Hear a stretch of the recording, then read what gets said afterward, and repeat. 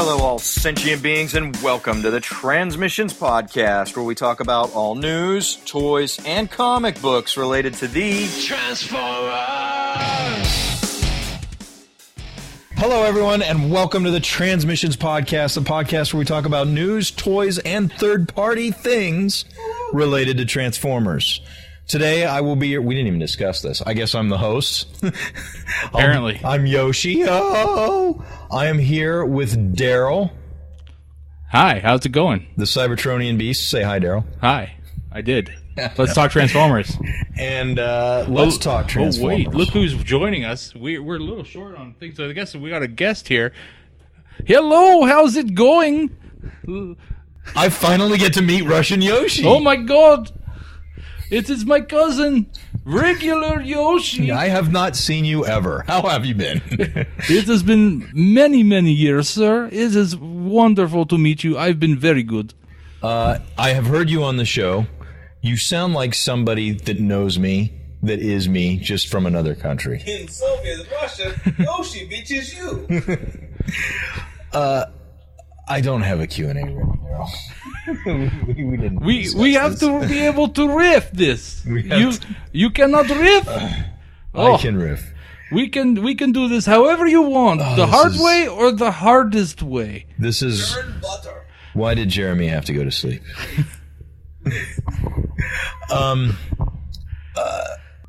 You are so fucked. I'm just not. That's just not where my head was. I'm just not there. We're at TFcon Chicago 2018. That's right. And I want to get to the nitty gritty. Okay. And I want to start myself with the third party shit. Okay. The third party panel. The stuff that you know so well. I don't know so well, but I'm going to ask the questions that are going to make me feel even stupider. So. Stupid. That's a word. That is my word. Okay. What new stuff popped up at the third party panel at TFcon, and why should I care? Well, there's a lot more stuff that basically we talked about in the debrief. It's more of a new. They just basically talked about everything that was new. So from the fans' hobby perspective, they are talking about their double evil, and I guess it's not really new. So I mean, I talk about everything's going to be new, and I lead off with something that's not new. Right. So that's perfect. But it's their G1 Overlord, and they're showing off color prototypes now, so that's pretty cool. They weren't before? No. Okay. I mean, CGs and then regular prototypes of only one half, so this was full on prototype. Mm-hmm. This is pretty cool to see how that one went. And it looked pretty good. I thought it's huge. It's absolutely massive. So that's pretty nice. They had it here at the show as well. Moving on to like stuff, Gigapower. They are the company that are making the massively huge, scaled for masterpiece Dinobots. So they showed off their G1 Swoop, and it's huge. Yeah. But it looks fantastic. So again, they're going to be expensive because all their Giga figures have been giggity huge and giggity expensive. Are they giggity quality though? Very much so. Okay. Yeah, so you get what you pay for with them. Yep. Okay. So yeah, it's an interesting scale to be part of, but definitely if you're into it, this will, I believe, complete them all. So that's kind of cool. Moving on to a completely different size class, we got the massive masterpiece stuff there. Now we're going to go all the way down to the tiny stuff, itty bitty giggities. And we've got Magic Square and Iron Factory bringing stuff to the table here. So we've got Legend Scale Art Fire. So they did a Inferno and a Grapple. Art Fire was not far away. And so that's what they showed off here. They had a Stereo Master, which is a G1 Blaster. That looks pretty cool. And they call it the Guide. I'm reading this right. And that's a G1 Trailbreaker. So that was kind of cool. And that's from Magic Square. So their aesthetic is very, very basic, but it does work for the scale. But Iron Factory, they're going ahead with a much more detailed Legends class stuff, and they're going with Rush Beats, which is a jazz, and Catastrophe, which is a Baldigus ruination, and that's really fucking cool. It looks really great. So moving on to some of the other stuff here.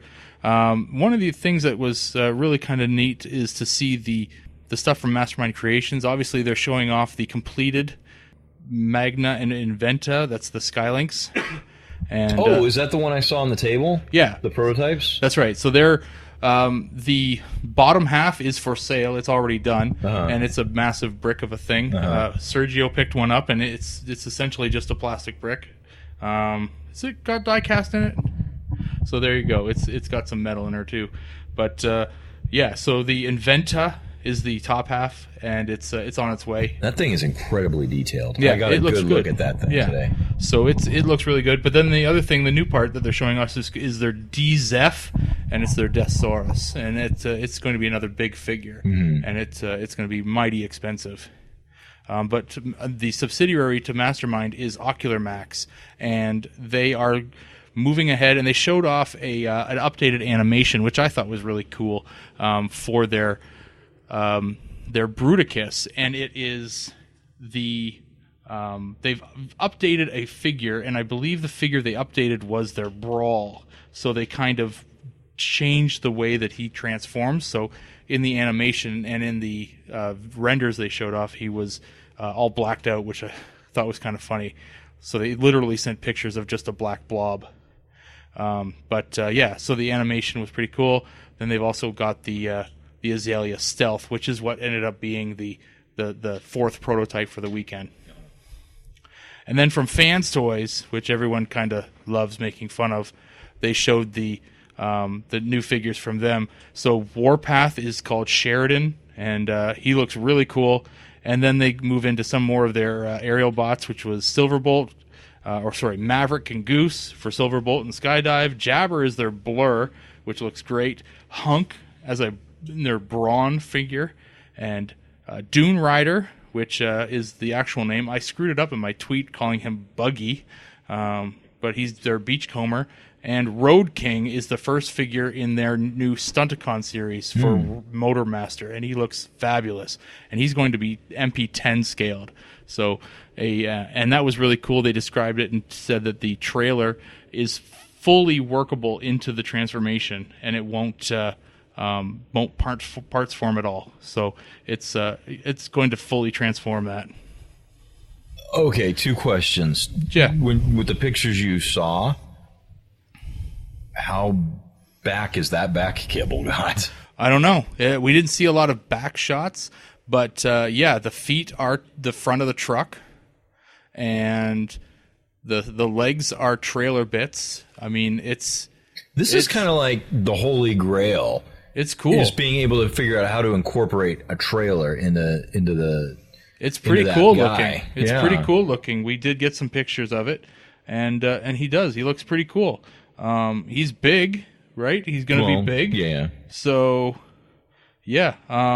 But other than that, there's a lot of stuff coming that's not really huge news. Was there an item that showed up on the screen? Granted, they had issues. They didn't get to have as long of a presentation as they wanted. Yeah, it was short. But the few third-party panels I've attended, there's almost always been one thing where everybody claps, like, whoa, they're doing this. Mm-hmm. Was there something like that at this year's panel?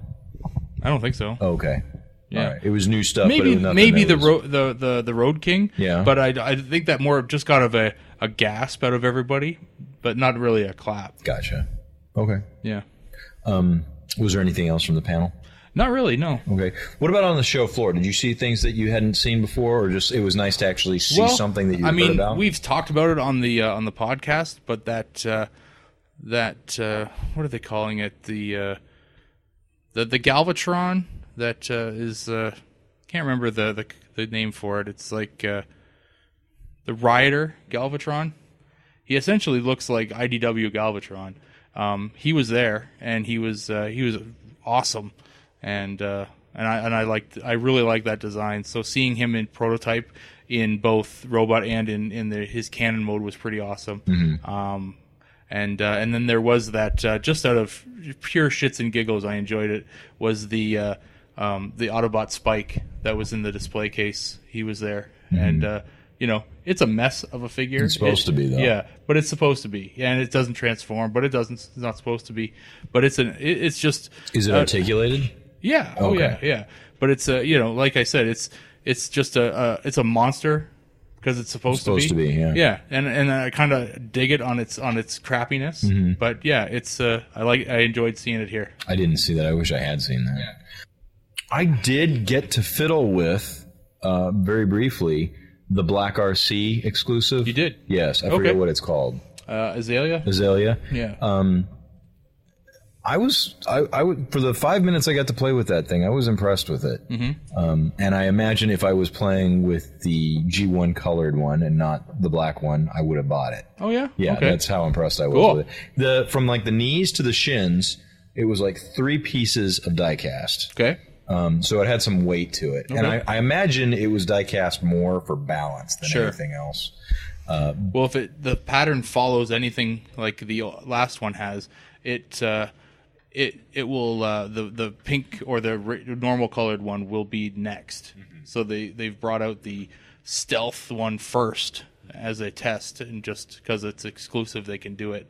But the pink or normal colored one will actually follow. So I don't know because I really haven't looked into it, but that one may still be up for pre-order. Okay.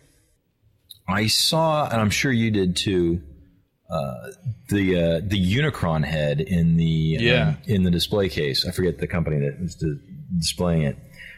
Did I get the chance to tell you? Apparently, that's a one-off. Yes, that was designed by somebody at Disney, and it's gorgeous. I got to see it. It has lights. It's got a whole light system in it. And I got to see it with a lid on, and it just looks like the scene from the movie where Unicron's head gets attached and his mouth. Yeah. It just looked gorgeous. You put a little fog machine in there, and that thing is set. That's cool. And I hope that's something that finds its way to being mass-produced, because I would have bought the shit out of that. Of course, it's not transforming, and I'd buy it. Of course. Yeah. I also got to speak with 3A. Yes. And 3A told me something. These guys at 3A are G1 fans. Okay. They are absolutely G1 fans. And they have told me that hand over fist, all of their movie stuff is outselling the G1 stuff. Really? Yeah. Cool. That's why their focus this time was on Megatron from the movie. And it looks gorgeous. It's a gorgeous figure. I got some great video of that. Apparently has a really nice butt plate. I probably wasn't focused on that for you, but I'm sure we can find pictures. I like a good butt plate. So that was really cool. But should we... I could talk about what I saw on the floor today. I'm too busy putting nuts in my mouth. Russian Yoshi, I didn't know you came. You came all the way to Chicago. I had to fly over here to talk to some politicians. I had to talk to them about some important business. Business, huh? Yes. Nothing to do with government officials. It's interesting you came during voting season. I have nothing to say about that. So we're working at the deficit here at TFcon. I wanted to get a show out. We wanted to get a show out talking about the new stuff. And we're going to have to wait until we get back home to show off our hauls and our goods and go over stuff in the news that we just haven't had a chance to read about.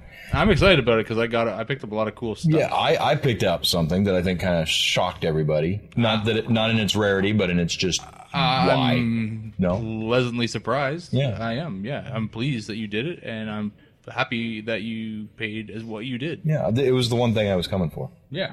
Cool.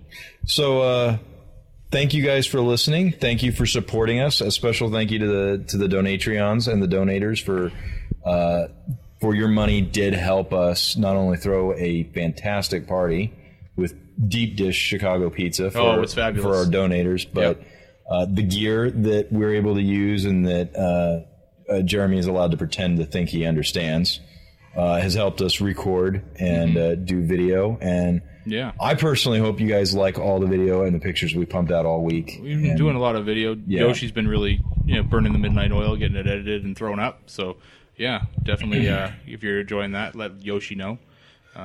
Because there's no other way to tell him that we want him to keep doing that. He just does it. Right. And so that really focuses on the LA trip. Fuck. If you guys scream enough, we'll figure out a way to make Charles go and do all my work. Oh my god. But yeah, that's a conversation to be had in Discord. Yeah. So check out transmissionspodcast.com/Discord so you can have that conversation with us. Shoot us an email, Darryl@transmissionspodcast.com. And it doesn't work. It does work, but it's all right. It goes to all of us. Goes to the junk mail. Jeremy reads that, though. He likes reading junk mail. He does. But I think we're going to have to wrap this one up. Sorry, it's a shorty, but we've been working our asses off, and we'll catch you guys next week. Yes. Yes, please remember to vote on November 6th. Not that it will matter. Say goodbye, Russian Yoshi. Goodbye. Say Later. Goodbye. Bye. Hey everyone, thanks for listening to this episode of Transmissions. But just because this episode is over doesn't mean the Transformers fun has to stop.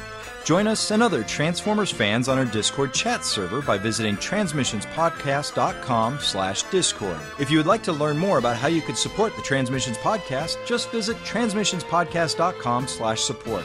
Thank you all for listening, and we'll see you again next week.